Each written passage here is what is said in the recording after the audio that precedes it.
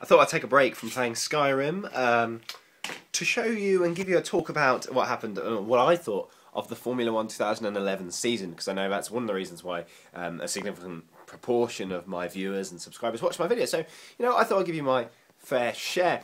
I'm just going to... This is a question. Do you do this? I've just opened up a box of celebrations, all for myself, and I've done that annoying thing where you eat some and you just leave and you put the wrappers in. I should really empty that because there's not actually many that are in there that are actually edible.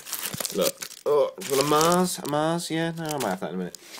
Anyway, that annoys me so much when other people are offering them to me. It's like, oh yeah, I'll have a look. Oh, there's only one left, and it's the Snickers. I hate Snickers. Thanks for returning my vlogs anyway, thanks for watching those back. I really love some of the comments saying, welcome back, and that was nice. But I've got Skyrim now, somebody mentioned that. Anyway, Formula 1 2011, the season finished, just over a week ago now in Brazil. It was all over. And I was just going to go over each sort of constructor and the drivers and what I thought of how their season's gone. Obviously the new one starts in March next year, cannot wait. We're just going to go through all the rumours now, the rumour mill, and who's going to go where, and I know a few people have already been confirmed seat-wise, Pete going to Virgin. So, let's have a look. If you look, this is off the official site, Formula 1, this is the positions. So we'll start from the bottom up. So Virgin Cosworth, 0 points at number 12. Virgin pretty much ending their year worse than they started, to be honest. Obviously they had that changing of removing the design system they were doing. When they came into Formula 1, they touted this computer-aided design and not actually using physical wind tunnel tests. Obviously that hasn't paid off, and they've changed their team around, so there's been a lot of team upheaval. Scoring no points, I guess they are one of the new teams. You didn't really expect that, but you probably expect them to be pretty good in the new teams. Last year they were second, you had Lotus at the top, then you had Virgin, and then you had HRT. This year there's been a bit of a change, and next up is HRT, who pretty much... Although the car's been terrible, they've had Ricardo do some sample testing for them, which is great, and he's got race experience. Also, their car is significantly better than, it's improved throughout the year. That's probably the better phrase to put it. And they're now no longer at the very bottom, and it's very disappointing for Virgin to be at the bottom for them. And HRT, kudos to them. They've risen up. They've gone up. Still no points, but they're there. At the top of the new teams, Lotus with the new Renault engine and the new gearbox and stuff like that. Still, obviously, all the new teams didn't have KERS, but they had DRS, and Lotus, as expected, probably with the best driver pairing out the new teams, and just the car and its support. They're there. They're top of the new teams in the big 10th position, which means I believe around 40 million pounds, which is a lot of money. But great job for them. But you got to expect next year for them to at least battle for those like 12th, 13th positions consistently, and maybe creep in for some points. You'd expect one of the new teams to try and at least grab a single point next year.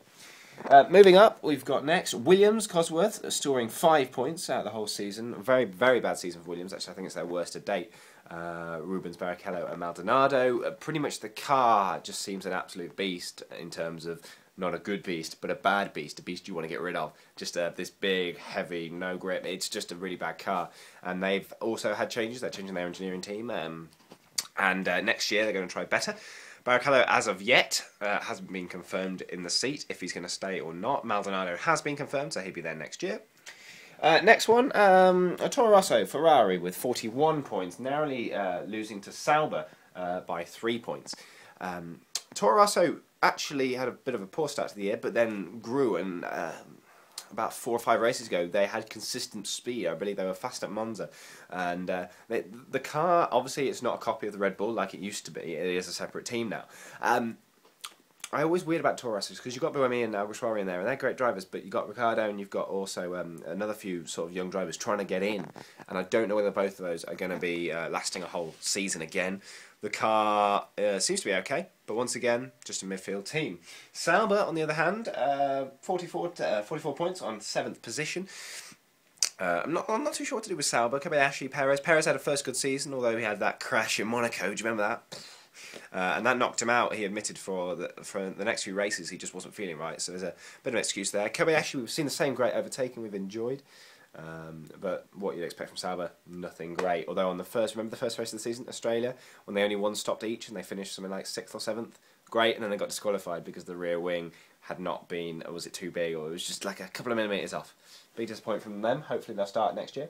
Sixth position, Force India with 69. Obviously we had the rookie, Paul di Resta, the Scot, had a whole first season, and he said when I was watching the BBC F1 coverage the other day, he really enjoyed it, and I think he's had a good season. He's consistently equalled, if not beaten, Sutil a few times. It's pretty embarrassing for him. Don't know what's happening with his contract either. He's been at Force India for a long time. I really like Force India. I think their car has moments when it's really good, other moments where it's just not. But that's Force India for you. Renault in 5th position with 73 points. Next year will be called Lotus. They had the whole issue of what to do about Kubica at the start of the season because he had his accident. So they went with Petrov and then Heidfeld to start with, and then good old Bruno Senna came in halfway through the season. Car started off extremely promising. Petrov got that podium in Malaysia. And it was using this radical design, which I thought was awesome, and it actually sounds really good. It's the type of thing that could produce. It was because it was so different to the rest of the field, having these forward-facing exhausts. It might actually be really good, and it did start off, but apparently the car just wouldn't fit later tracks, and I don't think the development was there, which is a shame. Next year we'll have to see if the Lotus name does help at all advertising sponsorship, making more money so they can invest that in the car. Still no word on full people who are driving for them next year either. Then we got the big four. Mercedes, although you say big, 165. I've got half of the next people, Ferrari. They were on, well, I don't know, last year, return of Michael Schumacher. The car, which had been Brawn beforehand, had not had much development because of the title-winning year, so there was a lot more effort this year. Rosberg and Schumacher, give him his due. Schumacher consistently done a lot better this year and has been a lot closer to Rosberg, if not beating Rosberg on several attempts, whereas last year Rosberg just swept the park and totally annihilated Schumacher in pretty much everything, qualifying race, etc. Schumacher's done a lot better and adapted. Maybe it's the Pirelli tyres. But I think the car is significantly better this year, and it's still on several races been the fastest one down the speed traps. I think that's what they've gone for. I've just noticed this video is 7 minutes long. I'm going to make sure it's under 10. Third, Ferrari, 375 points. Slightly disappointing year for Ferrari actually. Massa many times, once again, miles behind Alonso, and just hasn't had it on the overtaking moves or anything. Alonso himself, not as good as he did end last year when he had all those podiums in the last 5 races or so, and he was very close to becoming the world champion as well.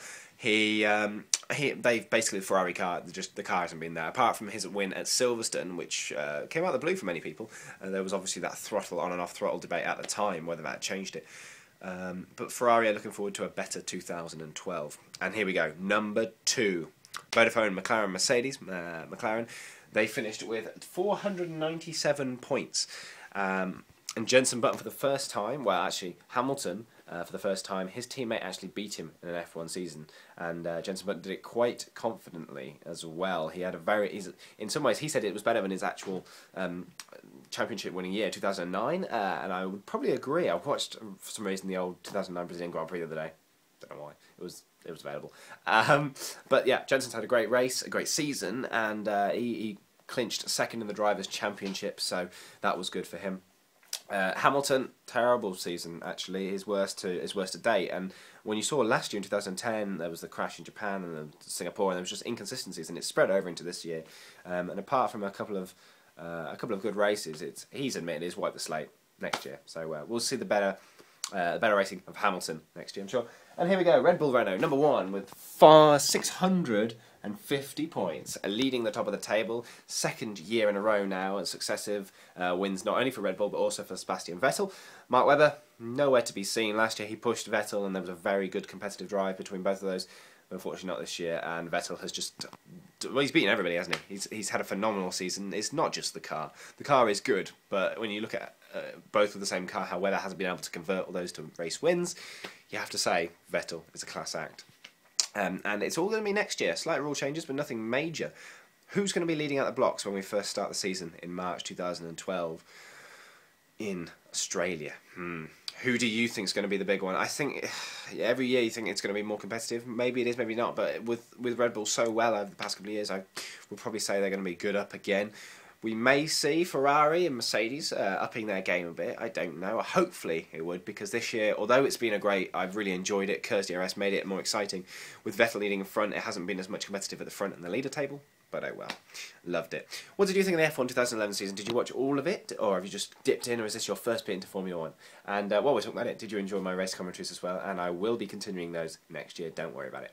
I'm going to get back to my dodgy celebrations and Skyrim. You can follow my progress on Twitter, twitter.com/daz4590. And you can always find out all the blog posts and information, including F1 videos, Skyrim information, and all my other reviews, etc., etc., on the website. That's gtonline.co.uk. Thanks for watching, guys, and now I'm going to put you in a box of celebrations. Woo!